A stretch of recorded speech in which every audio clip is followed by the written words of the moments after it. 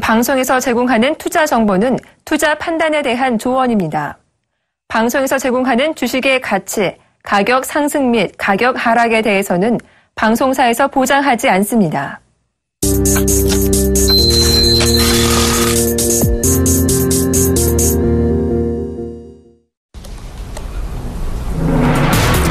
네, 8월 13일 목요일 시장 이제 막 개장할 것 같고요. 출발 증시 와이드 2부의 문도 활짝 열렸습니다. 중국이 위안화 가치를 사상 최대 1일 폭으로 절하를 시켰었어요. 1.86%. 이후에 시장이 이거 어떻게 해석해야 될지 패닉에 빠진 상황에서 중국이 또 한 번 위안화 가치를 추가 절하시켰었죠. 그게 바로 어제까지의 상황. 또 1.62% 절하해서 일주일 동안의 위안화 절하폭이 모두 3.5%를 넘어갔었습니다. 때문에 어제 우리 장도 패닉에 빠졌었죠. 당장 원달러 환율이 3년 10개월 만에 약 한 4년 만에 처음으로 중가상 1,190원대 레벨을 보여줬고요. 코스피는 장중에 1% 넘게 급락해 1,940선대로 추락. 코스닥은 아예 5% 폭락하기까지 했었는데 물론 낙폭을 많이 줄여서 710선을 올려놓고 마감이 지었었죠. 문제는 이런 분위기가 유럽까지 이어졌다가 미국에서는 끊겼다는 겁니다. 미국은 오히려 올라서 마감이 됐는데요. 다우지수는 277포인트까지 빠졌었다가 0.33포인트만 빠지면서 약보합의 마무리가 되었습니다. 이유는 뭐냐고요? 미국의 9월 금리 인상이 어렵게 됐다는 분석이 나왔기 때문입니다. 일단 미국에서 이런 하락의 고리를 끊어줬는데요. 오늘 우리 증시 급하게 반등할까? 여기에 대해서는 의문시하는 전문가들이 많이 있습니다. 오늘 금통에서 금리 결정을 어떻게 할지와 옵션 만기 변수도 감안해 보셔야 될 것 같습니다. 그리고 오늘 또 한 가지 아모레 퍼시픽과 아모레 G의 실적이 나오죠. 중국 요커주들이 어제 급락한 데 이어서 화장품주 실적이 화장품주의 오늘 움직임을 또 한 번 결정질 변수로 떠올랐습니다. 참고로 코스맥스 실적은 아주 좋았고요. 개장 전에 다음 카카오의 실적도 공개됐습니다. 시가 들고 다시 오겠습니다.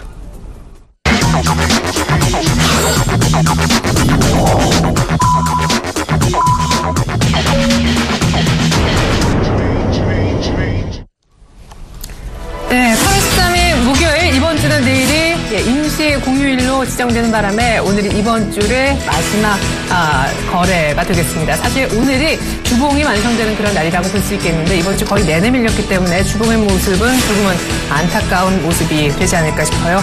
안타깝게도 지금 시가에서도 제 눈에 파란불이 눈에 띄는데요. 시가부터 확인해 보겠습니다. 두 분의 전문가 오늘 도움 말씀 드릴 거예요. 샘플러스 최홍동 멘토님 그리고 메리츠 정금증권 김근호 연구원님 전화로 또 도움 말씀 주시겠습니다. 두 분 안녕하세요. 네, 안녕하십니까. 네, 자 먼저 개장가부터 알아보겠습니다. 최홍동 멘토님. 예, 일단은요 코스피 쪽 같은 경우는 제로 포인트로 좀 진행이 되고 있지 않나 생각이 좀 듭니다. 1976.80포인트, 0.07이네요. 지금 시간대로 좀 보시게 되면은요. 상대적으로 예, 그렇습니다. 이제 코스닥 쪽 같은 경우는 일단은 마이너스 0.3포인트 하락한 760.92포인트로 시작을 한다라고 보시면 좋을 것 같고요.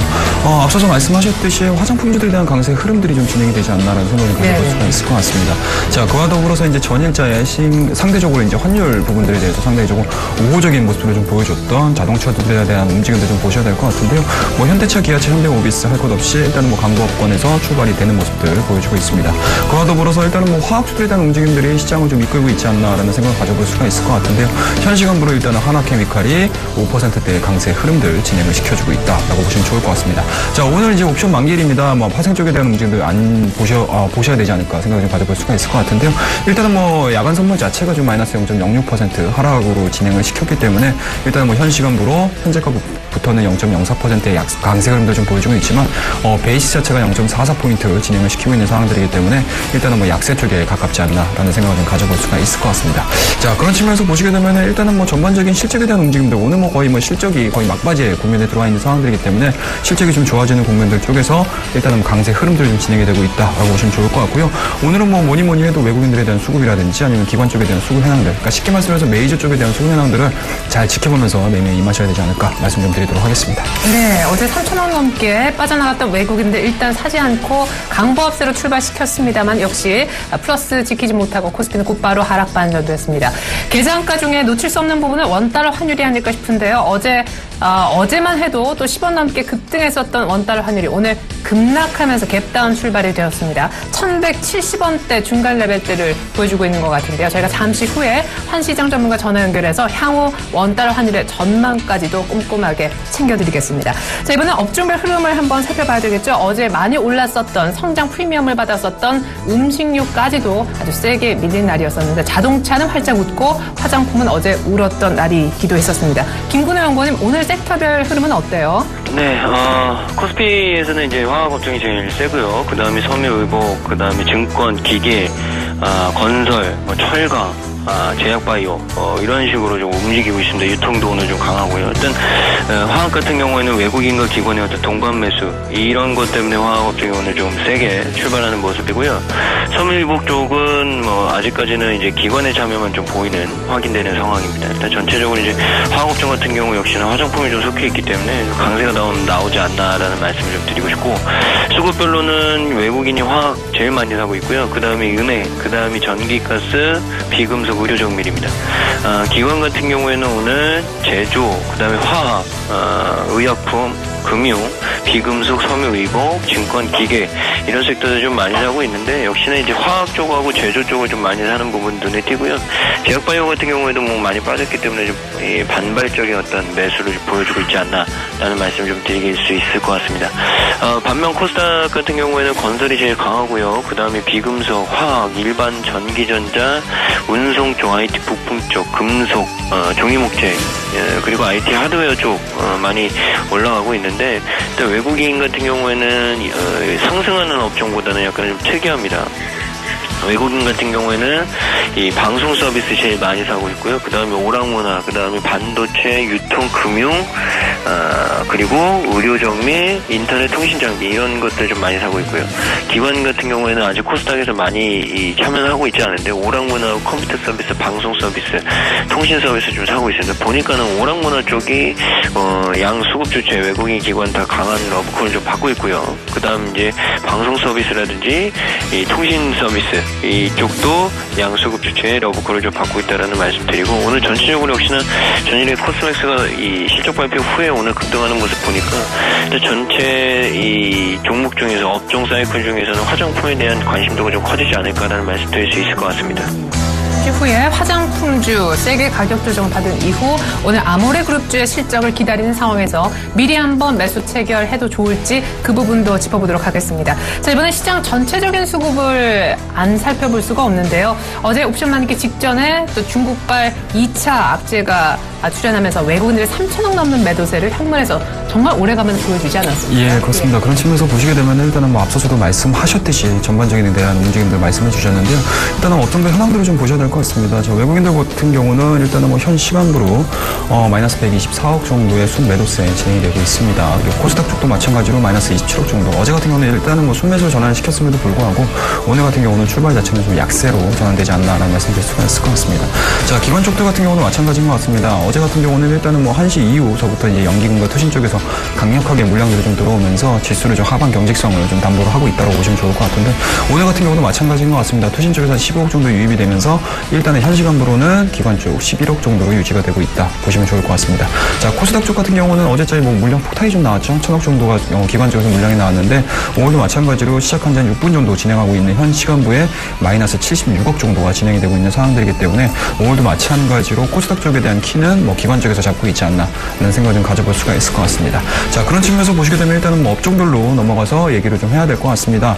자, 외국인들 현 시간부로 기관 쪽에서는 코스피 지수 쪽에서 굉장히 많은 물량들을 지금 내보내주고 있다라고 보시면 좋을 것 같고요. 제조업 쪽에서 마이너스 56억 정도 순매도, 그 다음 서비스업에서 마이너스 31억 정도, 전기전자가 좀 특징적인 것 같습니다. 마이너스 27억의 순매도세가 진행이 되고 있습니다. 자, 어제자에 강력하게 시장에 대한 하반 경직성을 좀 보여줬었던 일단은 뭐 운송 장비 쪽에 대한 움직임도 지켜보셔야 될 것 같은데요. 일단은 뭐 외국인들 같은 경우는 마이너스 23억 정도 진행을 되고 시키고 있기 때문에 현재 현대차, 기아차, 현대모비스 할 것 없이 약세 전환된 상황에서의 수급 현황이다라고 보시면 좋을 것 같습니다. 자, 순매수하는 종목들은 좀 특이하게 화학업종 쪽인 것 같습니다. 아무래도 이제 전반적인 지수에 대한 흐름들과 더불어서 이제 업종별 흐름들을 봤을 때 오늘 가장 강세였던 요인들은 아무래도 이제 화학업종에 대한 얘기일 것 같은데요. 그런 부분들에서 보시게 되면 화학업종 같은 경우는 외국인과 기관 쪽에 대한 매수세가 양매수세가 진행이 되고 있다라고 보시면 좋을 것 같습니다. 자, 기관들 같은 경우는 앞서서도 말씀드렸듯이 일단은 지수 방어를 하기 위해서 유입되는 모습을 좀 보여주고 있는데요. 코스피 전체적인 흐름들을 봤을 때는 대형주 쪽에서 마이너스 한 21억 정도 유출이 되고 있다라고 보시면 좋을 것 같고요. 매수하는 종목군들은 상당히 좀 많아지고 있는 것 같습니다. 지금 말씀드리는 상황에서도 화학업종 같은 경우는 순매수세를 좀 증가시키고 있는 상황들이기 때문에 일단은 34억 정도의 순매수세 유입이 되고 있다라고 보시면 좋을 것 같고요. 제조업 같은 경우는 마찬가지인 것 같습니다. 34억, 코스피 중형주 쪽에서에 대한 움직임들 한 27억 정도의 순매수세 진행이 되고 있다라고 보시면 좋을 것 같고요. 어제 같은 경우도 일단은 금융업종 같은 경우 상당히 좀 불안정한 모습을 좀 보여줬는데 오늘 같은 경우는 3억 정도의 순매수세가 유입이 되고 있다라고 보시면 좋을 것 같습니다. 자, 코스닥으로 넘어가서 우리 수급 현황들 한번 체크를 하셔야 될 것 같은데요. 코스닥 같은 경우는 일단은 외인과 기관들 같은 경우 어제 같은 경우 상당히 좀 많은 매도 물량을 좀 내보냈었는데 그런 부분들에서 보시게 되면은 오늘도 마찬가지로 연속성을 좀 보여주고 있다라고 보시면 좋을 것 같습니다. 자, 외국인들 현 구간에서 코스닥 중견기업 쪽에서 마이너스 18억 정도 유출이 되고 있다 보시면 좋을 것 같고요. 화학업종 쪽에서 마이너스 10억 정도 유출이 되고 있습니다. 일단은 매수하는 업종 같은 경우는 방송 서비스와 통신 방송 서비스 쪽. 그러니까 쉽게 말씀드려서 외국인들은 코스닥 쪽에서의 이제 내수 관련된 종목군들은 좀 포커스를 맞추고 있지 않나 말씀 좀 드릴 수가 있을 것 같고요. 기관들 같은 경우는 일단은 양쪽에서는 다 매도가 지금 나오고 있지 않나 말씀드릴 수가 있을 것 같은데 코스닥 중견기업 쪽에서 마이너스 한 8억 정도, 그다음에 코스닥 100 업종 지수회 쪽에서 마이너스 31억 정도요.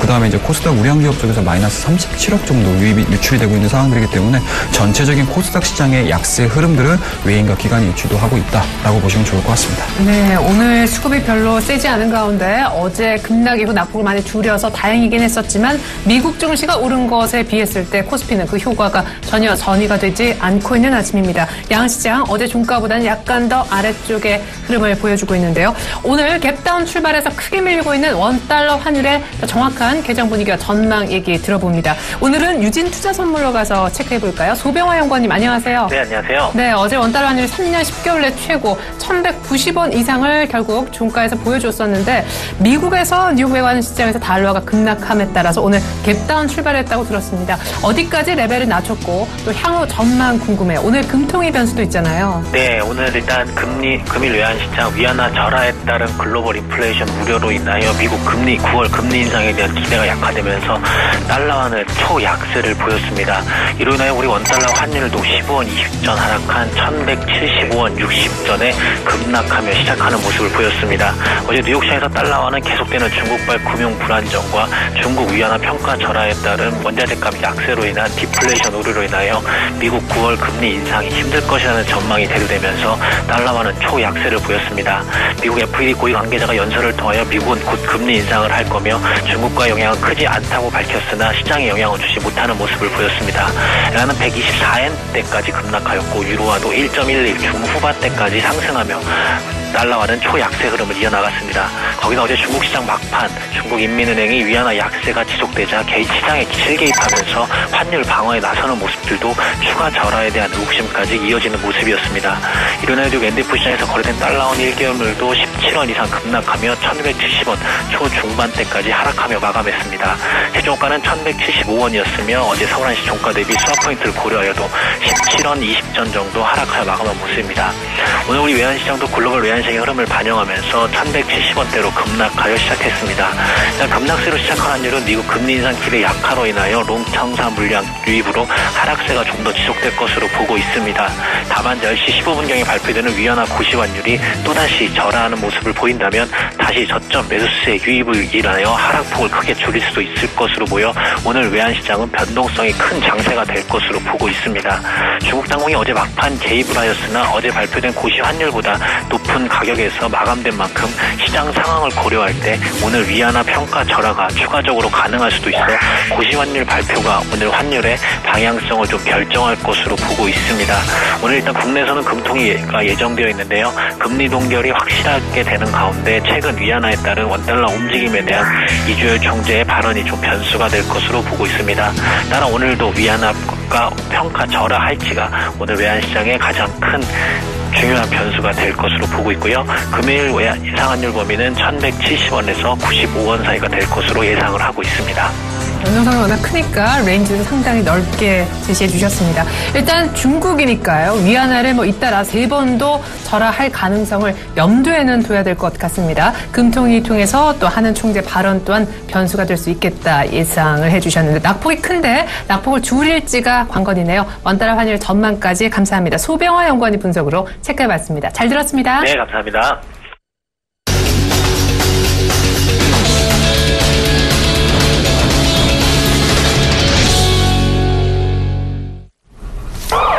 네, 여전히 시장은 어려움을 겪고 있는 가운데 오늘 아침 돌발 종목 먼저 따끈따끈한 화제가 되고 있는 화장품주로 출발 한번 해볼까요? 코스맥스가 2분기 양호한 실적을 발표했어요. 메르스에도 불구하고 놀라운 성장세를 보였고 하반기에도 이런 성장 분위기 이어지지 않을까 호평 속에 어제 급락 이후에 오늘의 급반등이 나오고 있습니다. 9% 급등. 화장품주는 어제 급락할 때도 사도 된다 전문가들 의견이 있었고 낙폭도 결과적으로 많이 줄였었는데 오늘 또 실적이 곧바로 바통을 받아주는 모습입니다. 김근호 연구원님 화장품주 전체적인 전략도 부탁드려요. 네, 제가 말씀드릴 때 코스닥에서는 제가 항상 3가지 섹터를 말씀드리곤 했죠. 제일 먼저 이제 제약바이오고 그다음이 이제 화장품 게임 이런 것들이었는데 일단 제약바이오가 올랐다가 좀 조정이 나온 이후에 게임주 화장품주도 좀 쉬어가는 그런. 근데 전일에 이제 게임주들 특히나 뭐 컴퓨터 실적 잘 나오고 이런 부분들이 있으면서 게임주들이 한번 순환매 돌았죠. 그다음이 이제 이 화장품주였습니다. 전일 코스맥스가 좀 실적이 잘 나오면서 호실적 나오면서 오늘 또 장 초반에 급등하는 모습을 좀 보여줬죠. 2분기 실적 예상치를 상회하는 어닝을 좀 보여줬습니다. 2분기 매출액이 전년 동기 대비 44.6%, 1,483억이고요. 영업이익이 138억, 지배주주 기준 순이익이 100억, 영업이익은 23.4%, 지배주주 순이익은 37.2%. 고객사 쪽에 대한 물량이 꾸준하게 좀 증가됐을 뿐만 아니라 중국과 같은 해외 수출의 물량 역시도 빠르게 성장을 했습니다. 이런 부분들이 좀 겹쳐졌고요. 이제 위안화 가치 저하 때문에 중국에 노출되어 있었던 화장품 업체들의 우려감이 좀 높아지면서 주가가 일자리 폭락을 했는데 결국 중국 사업은 중국 내 로컬 업체와 진행이 되기 때문에 환율 영향은 제한적일 것이다. 이런 것들이 지배적이었어요. 그러니까 어떻게 보면 이제 어제가 기회였었던 거죠. 그래서 오늘 화장품주들 뭐 코스맥스도 그렇고 한국콜마 같은 회사들도 그렇고 상승이 좀 나오는 모습인데 중요한 게 이제 이 실적을 좀 뜯어보자 이거죠. 메르스 여파 때문에 실적이 안 좋았었는데 실질적으로 뭐 오픈을 하고 보니 실적 생각보다 나쁘지 않네. 이런 반응들이 지배적인 거죠. 그럼 결국엔 만약에 정상화되면 3분기, 4분기는 더 좋아질 수 있는 모멘텀이 분명히 있는 거죠. 그렇기 때문에 화장품주들은 어제 박앤세일 정도로 좀 받아들여야 되지 않을까. 그러니까 어제서 만약에 사신 분들은 뭐 꾸준하게 좀 가지고 가실 수도 있다라는 말씀 드리겠고요. 중요한 게 이제 위안화 평가 절하에 대한 영향인데 이제 위안화 평가 절하를 이 2번 연속했죠. 위안화를 좀 이 가치를 떨어뜨려서 수출 경쟁력을 높이겠다고 이런 것들인데 중요한 게 이게 이제 과연 추가적으로 더 나올지 안 나올지 중요합니다. 근데 추가적으로 나올 수 있다고 저는 보거든요.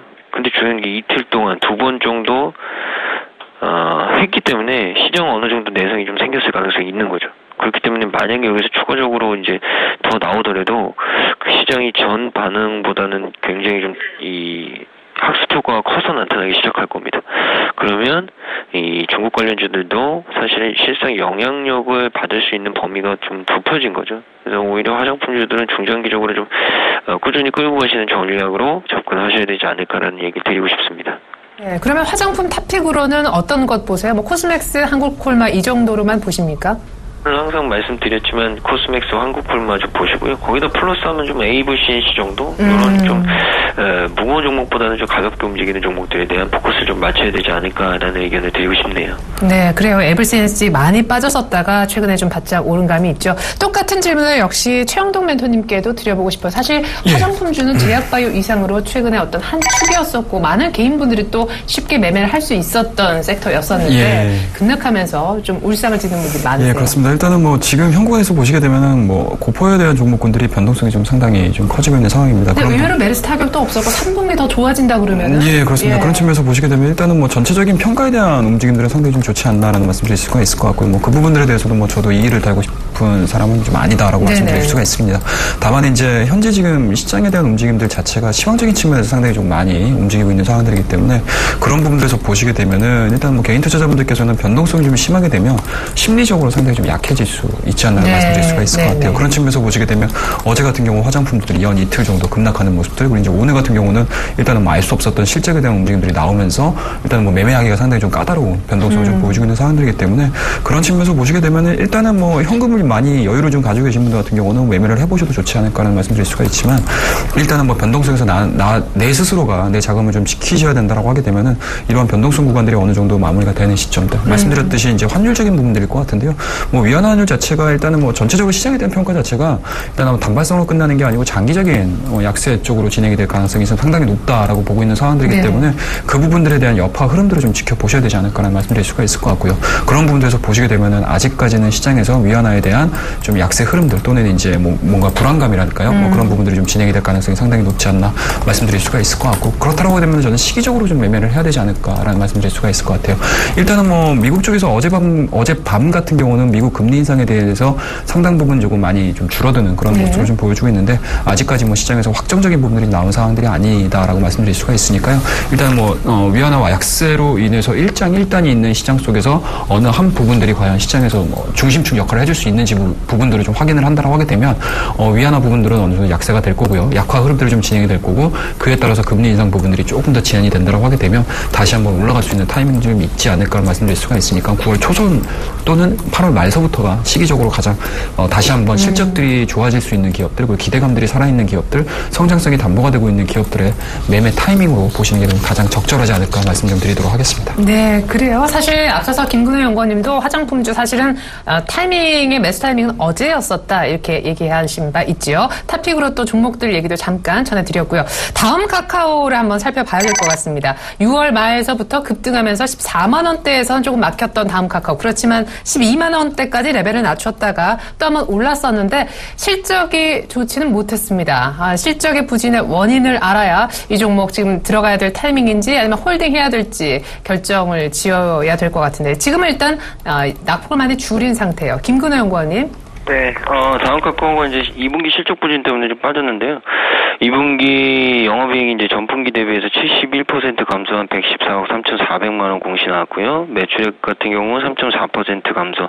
당기순이익이 좀 많이 빠졌네요. 30.7% 감소했죠. 그래서 이제 뭐 매출액 당기순이익 같은 경우에도 좀 감소로 잠정집계가 됐기 때문에 기대가 좀 이하였다. 이런 부분들이 좀 있는 것 같습니다. 생각보다 실적이 나오지 않았다.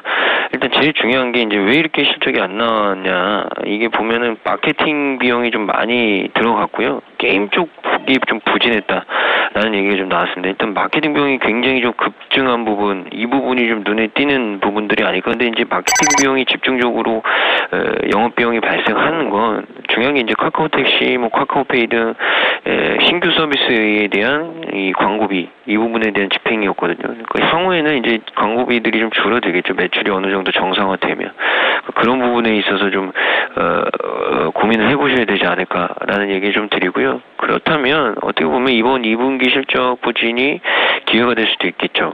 2분기 실적 부진을 탈피만 해주면 제가 봤을 때는 다시 정상화될 가능성이 있다. 그래서 오늘 같은 날 반등이 좀 나오고 있는데 저는 개인적으로 오늘 같은 날은 좀 참여해볼 만하지 않을까라는 말씀 좀 드리고 싶습니다. 네, 그럼 역시 똑같은 질문, 목표가는 어느 정도로 잡을까요? 네, 다음 카카오 같은 경우 좀 목표가를 말씀드리면, 금일 같은 경우 뭐 한 14만 원대에 대한 이 가격 트레이가 좀 나올 수도 있을 것 같은데, 제일 중요한 게 직전 가격이 14만 5,200원이 직전 고점이었거든요. 그러니까 이 수준에서 계속 이제 이 수익 실현에 대한 어떤 이 압박을 좀 받을 수 있는 것 같죠. 그러니까 결국 저는 뭐 14만 5천 원이 뚫리면 뭐 15만 원 뭐 이 정도는 뭐 가볍게 좀 올라갈 수 있지 않을까, 가볍게 움직일 수 있지 않을까, 이런 얘기 좀 드릴 수 있을 것 같습니다. 네. 자, 다음 카카오까지 저희가 살펴드렸고요. 오늘 슬쩍 한번 2분기는 안 좋지만 사봐도 괜찮은 종목이다라고도 전략 세워드렸습니다. 양시장 일단 플러스권으로는 올라왔습니다. 코스피에서는 섹터별로 봤을 때 증권주가 조금 힘을 내면서 플러스로 돌 수 있지 않았나 생각이 듭니다. 환율이 급등하면서 원화 약세 최대 수혜주로서 자동차만큼이나 최근 의류 OEM 업체에 대한 얘기가 나오고 있습니다. 대표적인 대장주 한세실업이 어제 장중 20% 넘게 급등하기도 했었었는데 오늘 추가로 더 올라요? 예, 그렇습니다. 일단은 뭐 앞서도 말씀드렸듯이 시장에서 이제 매매를 하는 방법들 중에서는 일단은 뭐 기업의 펀더멘털이라든지 기업의 실적이라든지 이런 부분에 기인을 해서 매매를 하는 방법이 있고요.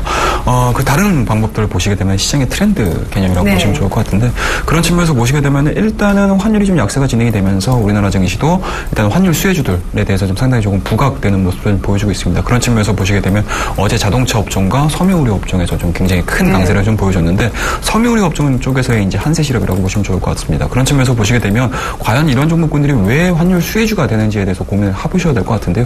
일단은 첫 번째로 좀 보시게 되면 OEM이라는 특징을 좀 가지고 있습니다. 그런 측면에서 보시게 되면 일단은 OEM이라는 측면에서 보시게 되면 일단은 뭐 수출을 하게 되면 달러로 환산이 되고 있습니다. 그렇다고 하게 되면 달러를 매출로 잡은 상황에서 원달러 환율 자체가 약세가 진행이 되다 보니까 실질적으로 재무적인 흐름들 속에서는 단기간에 빠른 실적 개선을 좀 보여줄 가능성이 상당히 높다라고 보시면 좋을 것 같고요.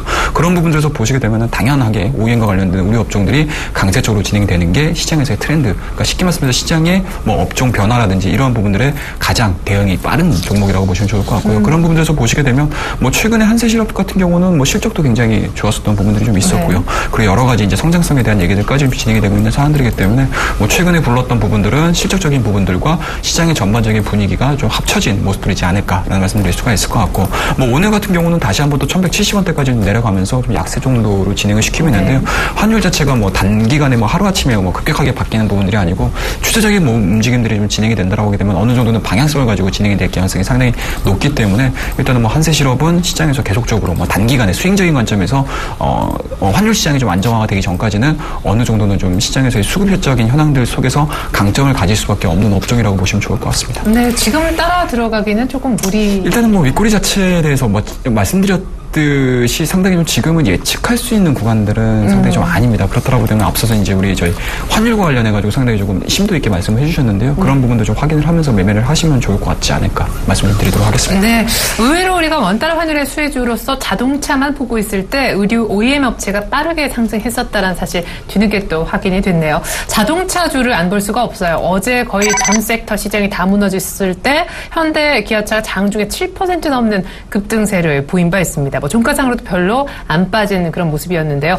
원화 약세에 지금 급하게 다시 힘을 내면서 현대차 기준으로 전고점까지 왔거든요. 오늘 조금 쉬어갑니다만은 지금 만약에 자동차를 산다면 몇 % 정도 수익이 날까요?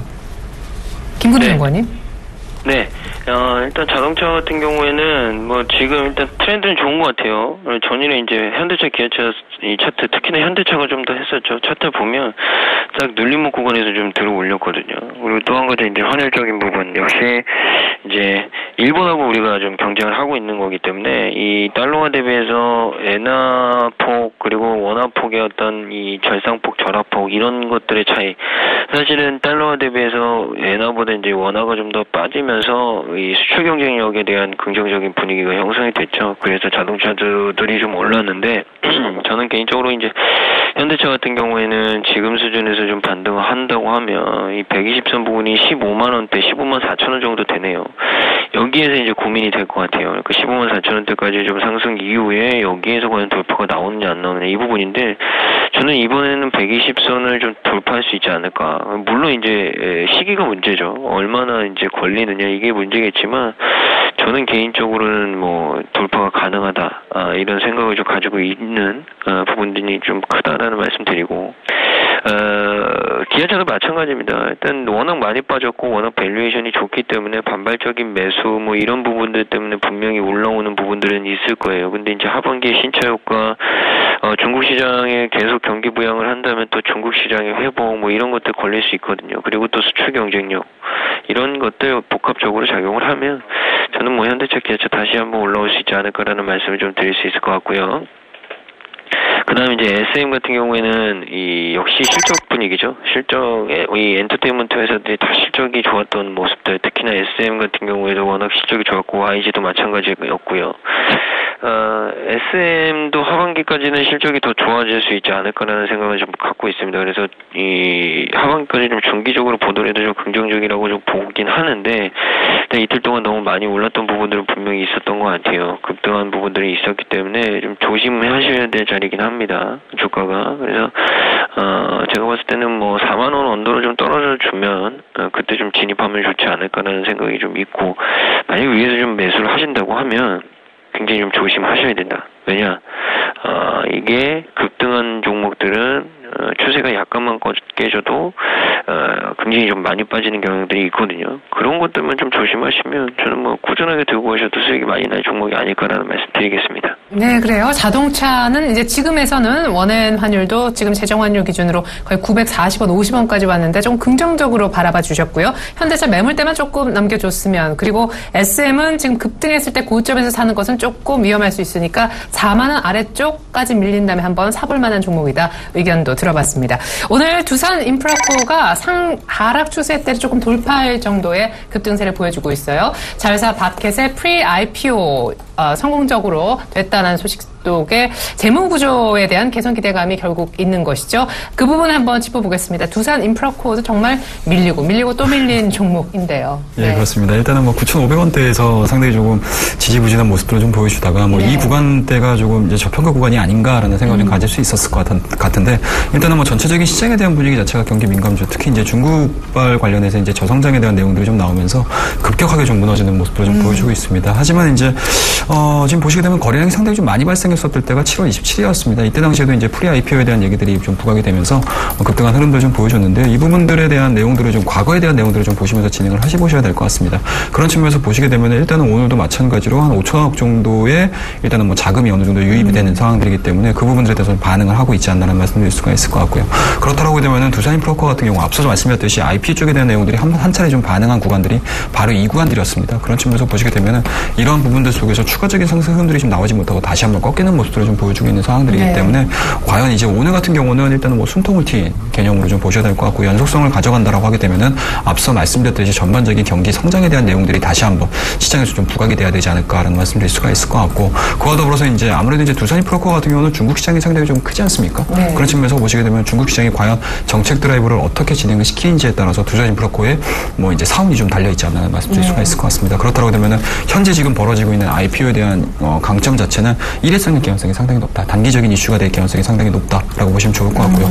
뭐 차트적인 움직임들을 좀 보신다고 하게 되면은 이 이슈만을 가지고 주가가 올라간다라고 하게 되면 아무래도 이제 8,500원과 9,000원대에서 이 똑같은 이슈들을 가지고 매매를 했었던 수급 주체가 좀 분명히 있다라고 보시면 좋을 것 같으니까요. 단기적인 상승 흐름들은 8,500원대라든지 한 9,000원대까지 정도 보시는 게 가장 좀 현명하지 않을까 말씀 좀 드리도록 하겠습니다. 네, 두산 인프라코어 전략 들어봤고요. 대림 비엔코 기억나세요? 건자재 테마가 막 이렇게 하나의 수단매 사이클로 들어가면서 불었을 당시에 나름대로 이 종목도 꽤나 선전한 종목이었었는데요. 약간 눌렸다가 오늘 또 실적이 2분기에 서프라이즈가 나오면서 급등세를 재차 보여주고 있어요. 오래간만에 힘을 내는 것 같아요. 예, 그렇습니다. 일단은 뭐 최근 들어서 뭐 페인트 관련이라든지 이제 건설업종이라든지 이제 여러 가지 이제 건설의 기본 사이드에 있는 종목군들 같은 경우 상당히 좀 약세 흐름들을 좀 보여줬는데요. 뭐 최근의 트렌드를 좀 보시게 되면 뭐 실적이 어느 정도 선방이 좀 된다라고 하게 되면 뭐 급등한 흐름들을 좀 보여주고 있다라고 보시면 좋을 것 같고요. 그런 측면에서 보시게 되면 일단은 뭐 직전 고점이겠죠. 네, 직전 고점 부분에서 다시 한번 좀 리바운딩이 되는 모습들은 기술적으로는 상당히 좀 의미 있다라고 보시면 좋을 것 같습니다. 다만 이제 시장에 대한 내용들을 좀 보셔야 될 것 같은데요. 뭐 지금 종목군들을 좀 분석을 해드리면서 시장 얘기를 안 할 수가 없을 것 같습니다. 그런 측면에서 보시게 되면 시장이 건전해진다라고 했을 때 그와 더불어서 이제 시장이 과연 건전해지는 과정에서 어떤 업종 쪽에서 성장 흐름들을 좀 내보낼 수 있는지 여부를 좀 체크를 하셔야 될 것 같은데 그런 부분들에서 보시게 되면 일단은 뭐 건설업종과 같이 연동을 해서 좀 보셔야 될 것 같습니다.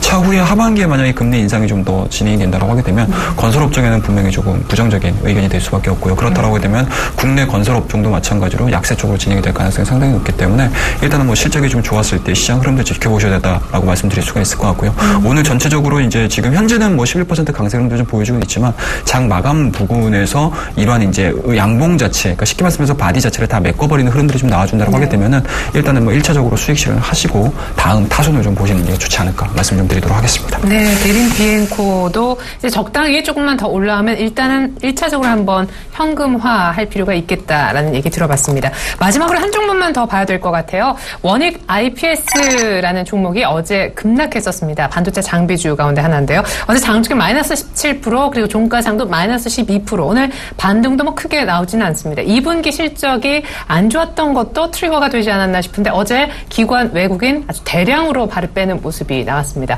갖고 계신 분들은 굉장히 실망하고 계실 것 같아요. 김근호 연구원님. 원익 IPS 같은 경우는 이제 전일 급락이 좀 나왔던 부분, 최근에 또 하락이 나왔던 부분은 2분기 실적이 이제 생각보다 안 나왔거든요.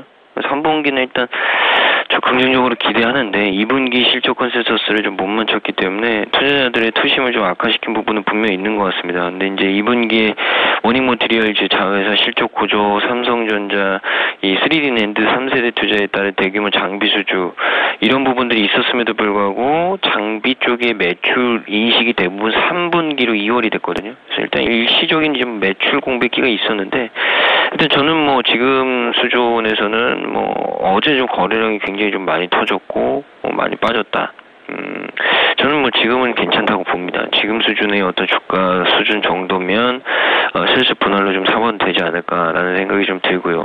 하반기 쪽으로 이제 반도체 장비주들에 대한 수주 발주 이런 것들 좀 몰려 있기 때문에 기대하는 기대감들은 충분히 많은 것 같다라는 말씀 좀 드리겠습니다. 그래서 최근 2분기 실적이 이제 단기적 악재로 좀 작용한 부분은 분명히 있었다. 근데 그것을 시간이 지나면 정상화 단계로 해소될 수 있을 것이다 라는 얘기를 좀 드리고 싶습니다. 그리고 직전 저점이 9,700원대였는데 뭐 여기 지켜냈고 10,000원 지켜냈기 때문에 제가 봤을 때 뭐 지금은 일단 어느 정도 바닥권 찍고 반등 구간으로 들어오지 않겠나라는 말씀을 좀 드릴 수 있을 것 같습니다. 네, 2분기 실적이 일시적으로 별로 좋지 않아서 수급이 대량 나간 것 같긴 하지만 이 정도에서는 매수해도 좋지 않을까라시면서 3분기에 대한 실적 기대감 역시 이연돼서 있다라고 얘기해 주셨습니다. 원익 IPS까지 만져드렸고 이제 전략을 세워봐야 될 것 같아요.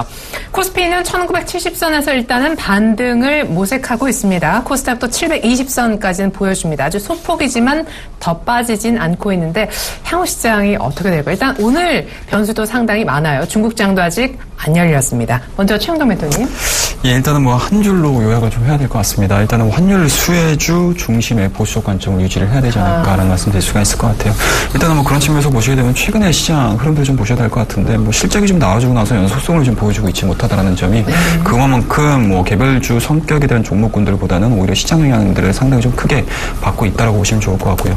그런 측면에서 보시게 되면 코스닥 같은 경우도 일단은 뭐 직전 저점에 대한 움직임들, 박스권 하나에 대한 움직임들이 좀 저지가 되고는 있지만 여전히 외국인과 기관들 같은 경우는 선호되는 업종들이 뚜렷하게 나타나고 있지 않다라고 보시면 좋을 것 같고요. 네. 자, 코스피 같은 경우도 마찬가지인 것 같습니다. 뭐 전반적인 큰 하락 추세에 대한 움직임들을 강력하게 뚫어내고 있지 못하는 상황들이고요. 그와 더불어서 외국인들 같은 경우 여전히 환율에 대해서 상당히 좀 민감하게 반응하는 모습들 네. 뭐 보여주고 있습니다. 그런 측면에서 보시게 되면은 일단은 아직까지 전반적인 시장에 대한 움직임들 그리고 글로벌 해외 변수에 대한 내용들까지도 아직까지도 뭐 선명한 모습을 좀 보여주고 있는 상황들이 아니기 때문에 그에 따라서 시장에 대한 움직임들은 뭐 크게 움직인다는 개념보다는 오히려 보수적인 관점을 유지를 하면서 다음 기회를 노리시는 게 전략이 가장 유효하다라고 말씀 좀 드리도록 하겠습니다. 네, 종목 교체보다 아마 현실적으로 환율 수혜주 외에는 뭐 딱히 추천할 섹터가 사실 종목도 없는 그런 아주 변동성이 크고 불안정한 시장이다라고 보시는 것 같아요. 전체적으로는 보수적인 관점 톤을 제시해 주셨습니다. 김근호 연구원님은요? 네, 저도 마찬가지입니다. 일단 리스크 관리가 좀 필요한 시장이 됐다라는 얘기 좀 드리고요. 근데 뭐 단순하게 리스크 관리로 좀 끝낼 건 아닌 것 같다. 그러니까 중요한 게 이제 위안화 환율 변동성이 좀 커지면서 시장 변동성도 덩달아 좀 커지는 느낌인데, 리스크 관리 좀 하시면서 접근하시는 게 겠고 중요한 게 이제 중국의 스탠스상 단순하게 두 번 했으니까 많이 했으니까 이제 안 하겠지 이런 생각하시면 안 됩니다. 언제든지 또 나올 수 있거든요. 그럴 때마다는 좀 강단 있게 버티시는 부분이 좀 가져가셔야 된다. 전체적으로 좀 봤을 때는 시장이 좀 변동성이 커졌기 때문에 자칫 잘못하다가는 여기 갔다 저기 갔다 양쪽에서 다 맞을 수 있거든요. 이제 그런 오를 좀 범하시지 않기 위해선 이 철저하게 좀 이 현금 비중도 가지고 가시고 일단 시장이 완전하게 터닝 되기 전까지는 현금 비중과 함께 이 새로운 대안 상품, 그러니까 어떻게 보면 시장이 빠질 때는 이 코덱스 인버스 같은 거는 오르지 않습니까? 이런 것도 하나씩 정도 넣어 주셔야 이 안 좋은 시장에서 안에서 버틸 수 있는 것들이 생긴다. 그러니까 룸이 생기는 거죠. 그래서 그런 부분들이 있어서 조금 더 신경을 쓰시고요. 오늘 뭐 반등은 뭐 720포인트 그리고 코스피는 1979포인트 나오는데 오늘 반등이 뭐 완전하게 터닝됐다라고 보기에는 아직 반등의 수준은 좀 미미하지 않을까라는 말씀 드리겠습니다. 반등 갖고는 안심을 못하겠다라는 얘기시죠. 리스크 관리 전체적으로는 필요한 장이 맞지만 어느 정도 향후에 뭔가 윤곽이 보이면 종목을 살 수 있게끔 현금도 챙기면서 동시에 하락을 너무 이렇게 울상만 짓지 말고 수익으로 연결시킬 수 있는 적극성을 보인다면 코덱스 인버스 같은 것도 포트에 하나쯤 있으면 좋겠다라고 의견 주셨습니다. 감사하네요. 최영동 멘토님 공개 방송 하신다고요? 예, 그렇습니다. 일단은 뭐 시장에 대한 변동성들이 아직까지 뭐 상존해 있는 상황입니다. 뭐 다수의 이제 개인 투자자분들께서 많이 힘드실 것 같은데요. 이런 부분들에 대한 해답을 드리기 위해서 오늘 밤 8시입니다. 온라인 공개방송 저희 샘플러스에서 준비를 했으니까 시간 되시는 분들은 많이 참석하셔가지고 저와 함께 좋은 이야기 나눠보도록 하고요. 그리고 주말도 온라인 공개방송 준비를 했기 때문에 토요일, 일요일 오후 2시부터 4시까지 준비를 했으니까요. 이때도 마찬가지로 좋은 이야기들 그리고 다음 주를 준비할 수 있는 전략을 세울 수 있는 시간 마련해 보도록 하겠습니다. 네, 최영동 멘토의 공개방송 여러분들 많은 참여 바랍니다. 오늘 저녁 6시, 토요일, 일요일 오후 2시라고 언급해 주셨습니다. 지금까지 샘플러스 최영동 멘토 메리츠 종금증권 강남금융센터 김근호 연구원님으로부터 도움 말씀 들어봤습니다. 감사합니다. 네, 감사합니다.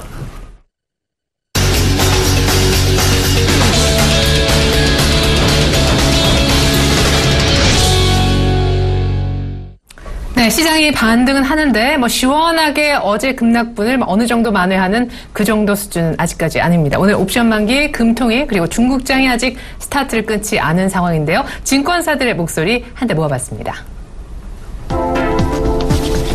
네, 먼저 최희승 차장님의 의견부터 차례로 네 분 보겠습니다. 위안화가 추가적으로 여기서 또 절하될 가능성도 열어둬야 된다. 때문에 어느 정도 시장이 올라온다면 그리고 종목의 수익이 낮다면 현금을 조금 챙길 필요가 있겠다. 조금 전에 말씀을 마치신 김근호 연구원님과 연장선상에서 이해해 볼 수 있을 것 같습니다. 두 번째로 정영훈 과장님의 의견은 역시 위안화 평가 절하 속에 원달러 환율의 상승, 다시 말해 원화 약세에 따른 수혜를 볼 수 있는 종목들을 주목해보자. 조금 전 역시 최영동 멘토의 의견과 거의 동일하신 의견 내셨고요. 김영겸 팀장님은요. 중국 소비 관련 테마를 다시 한번 볼 때다 하셨습니다. 오늘 화장품주가 오르고 있지요. 끝으로 안상인 대리님은요. PBR 1배까지 하락. 지금 현재 코스피의 낙폭은요. PBR 기준으로 0.9배까지도 떨어져 있습니다. 때문에 많이 빠져서 밸류에이션 매력은 증가한 상태다. 여기서 급락은 없겠다라는 최소한 그런 의견으로도 이해가 되네요. 네, 코스맥스의 호실적 발표가 아주 타이밍 좋게 나오면서 화장품주가 하루 만에 급등하고 있는 시점 중국 소비 관련 테마 다시 보자라고 의견 내신 분 전화 연결해 보겠습니다. 동부증권 용산지점에 계시죠? 김현겸 주식팀장님 안녕하세요. 예, 안녕하세요. 네, 오늘 중국 소비 관련 테마 다시 보자 하셨었는데 화장품을 염두에 두고 하신 말씀인지요? 자세한 전략 들어보겠습니다. 예, 어제 그제 이틀 동안 시장이 굉장히 혼란스러웠습니다. 아무래도 중국의 위안화 절하의 영향으로 어떻게 보면 좀 기습적으로 좀 단행이 됐죠. 저희가 예측을 하고 있었으면 그렇게 혼란스럽지가 않았을 텐데 예측을 하고 있지 않은 상태에서 기습적인 두 차례의 발표가 시장의 그런 투심을 한층 좀 나쁘게 했던 그런 영향이 많았었는데요. 한 이틀 지났죠. 이제 다시 한번 좀 냉정하게 차분하게 생각을 하면서 대응을 하는 여러 가지 전략들이 다시 나오고 있는데요. 가장 중요한 점은 중국 관련 그럼 소비 테마가 과연 이런 한 4% 가까운 절하 폭으로 인해서 주춤해질 것인가를 판단하는 것이 가장 중요하겠죠. 근데 어느 한 연구원님이 이제 아무래도 보시피 기준으로 이번에 이것은 뭐 1%가 채 되지 않는 그런 영업이익에 미치는 영향력이 그 정도다라는 발표가 있었는데요. 그런 것처럼 지금은 여행, 특히 어저께 같은 경우 여행 관련 주식들도 많이 하락을 했죠. 근데 여행이 과연 이런 그 일시적인 둔화 절하 때문에 과연 여행의 수요가 줄어들 것인지, 이제 중국의 여행 인구는 연간 이제 1억 명 안팎으로 지금 알려져 있는데요. 1억 명이라는 것도 한 사람을 얘기하는 것이 아니라 한 사람이 여러 차례 다녀오는 것도 있기 때문에 실질적으로 중국의 지금 여행객, 아직 여행 인구는 채 1억 명이 되지 않는 안다는 점을 생각해 보신다면 우리나라도 90년대 초반에 여행 자유화 이후에 20년 이상 지났죠. 어떤지 한번 생각을 해보신다면 그 사이에 우리나라 환율도 굉장히 많이 변동을 했지만 이 여행의 수요라는 것은 한번 해외여행을 하게 되면 계속해서 나갈 수밖에 없는 그런 어떻게 보면 그런 이제 니즈가 있다는 점을 생각해 보신다면 과연 이 일시적인 것들이 오히려 기회로 삼는 그런 전략이 바람직하지 않을까 그렇게 생각을 하고 있고요. 또한 중요한 점이 최근에 고밸류에이션 부담이 있었죠. 중국 관련 소비 쪽은 기대감이 미리 2년치, 3년치 예상 실적치까지 끌어당기면서 먼저 이제 반영한 측면이 있었기 때문에 이런 점이 어떻게 보면 이번 기회에 좀 거품이 좀 어느 정도 가시는 그런 상황 속에서 이런 코스맥스나 지난달에 발표했던 LG 생활건강의 호실적, 또 오늘 발표될 아모레 퍼시픽과 아모레 G의 실적 발표 등 이런 것들을 확인을 하신다면 충분히 중국 관련 소비 오히려 이렇게 조정 시에 다시 한번 투자해 볼 만한 그런 가치가 있는 그런 테마다 이렇게 아실 수 있을 것 같고요. 거기에 있어서 뭐 예를 들어 종목 하나를 말씀을 드리면 AVCNC 같은 경우도 어떻게 보면 중국 관련 화장품 쪽으로 가장 우리나라에서 먼저 시세가 나왔던 종목이죠. 2012년까지 7만 원이 넘는 단 몇백 원에서 7만 원까지 100배 가까이 상승을 했던 AVCNC가 실적이 둔화되면서 만 원대까지 추락을 하는 2, 3년 동안에 굉장히 힘든 시기를 보냈는데요. 그래서 이 구조조정 마무리하고 이번에 실적이 턴어라운드 되는 실적을 발표했죠. 어떻게 보면 AVCNC 같은 종목은 PBR, 그러니까 자산 가치 대비해서는 어떤 화장품 관련 주식보다도 부담이 좀 적은 그런 종목이 될 수 있기 때문에 이런 종목들은 오히려 지금부터는 좀 다시 한번 봐야 되지 않을까 그런 관점에서 좀 시장을 바라볼 필요가 있을 것 같고요. 전체적인 큰 틀에서 중국 관련 소비 테마는 조정 시에는 오히려 매수 관점으로 대응해야 되는 것이 맞다고 생각을 합니다. 네, 가격 조정을 이미 받아서 밸류 부담도 많이 덜었고 또 의외로 메르스 걱정했었지만 실적도 괜찮은 화장품주, 위안화 약세 이거 우려 때문에 너무 많이 빠졌어서 충분히 사도 좋겠다. 여행주와 함께 언급해 주셨어요. 화장품주 가운데는 AVCNC를 다시 한번 짚어주셨습니다. 앞서서도 얘기가 잠깐 나왔던 종목인데 오늘 옵션 만기이고요. 또 동시에 지금 한은 총재는 슬슬 금통위 준비를 하시고 계시는 모습이 이제 뉴스화되고 있습니다. 어떻게 보세요? 금통위에서도 금리 동결 되고 옵션 만기도 무난히 흘러갈까요? 네, 아무래도 이번 옵션 만기를 앞두고 대외적으로 굉장히 큰 여러 가지 이슈들이 옵션 만기를 앞두고 굉장히 많이 있었죠. 오늘도 11시 15분에 또 인민은행 총재의 중요한 그런 기자회견이 또 앞두고 있는데요. 아무래도 이틀에 걸쳐 단행된 그런 절하에 대해서 어떤 이야기가 있겠죠. 추가적인 또 어떤 언급이 있을지 시장에 아무래도 관심이 많을 것으로 보이는데요. 거기에 있어서 우리나라의 옵션 만기 또 금통위는 어떻게 보면 좀 대외적인 이슈에 좀 묻히는 그런 경향이 좀 있지 않는가 그렇게 판단하고 있고요. 그렇기 때문에 이번에 금통위에서 기습적으로 금리 인하를 우리나라도 하기에는 쉽지 않은 그런 상황이라고 봤을 때는 그렇게 우리 금통위와 옵션 만기일이 그렇게 큰 영향이 있을 것 같지는 않고요. 지금 같은 경우도 어제 같은 경우는 또 프로그램이 비차익에서 매수가 들어왔는데 오늘은 현재 소폭 한 450억 정도 매도가 나오고 있는데요. 이 정도는 그게 시장에 크게 영향을 미치는 정도가 아니기 때문에 오늘 지금 선물 237.50, 한 235, 240 그 가운데 현재 지키고 있는데 아까 말씀드렸던 그런 11시 15분의 발표, 그다음에 우리의 금통위 이런 것에 영향을 받아서 아무래도 마무리를 하지 않을까 이렇게 판단하고 있습니다. 네, 그래요. 옵션 만기도 옵션 만기인데 오히려 금통위 금리 결정 직후에 이주열 한은 총재의 기자회견 코멘트가 더욱더 주목이 될 수 있겠네요. 네, 무엇보다 중국 소비 관련 테마들 밀리면 다시 한번 볼 때가 됐다 언급해 주셨습니다. 지금까지 동부증권 용산지점 김현겸 주식팀장님의 의견이었습니다. 고맙습니다. 네, 감사합니다.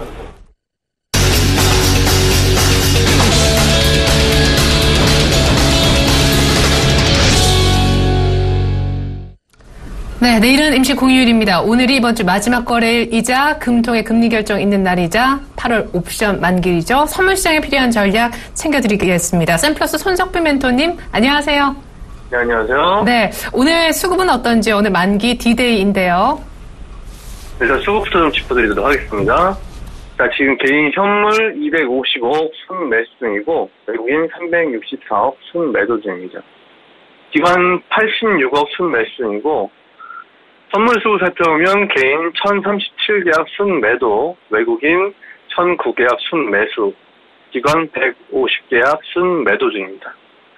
옵션수급 살펴보면 개인 콜옵션 21,878계약 순매수, 풋옵션 36,173계약 순매수이고 외국인 콜옵션 1,213계약 순매도, 풋옵션 2,462계약 순매수입니다.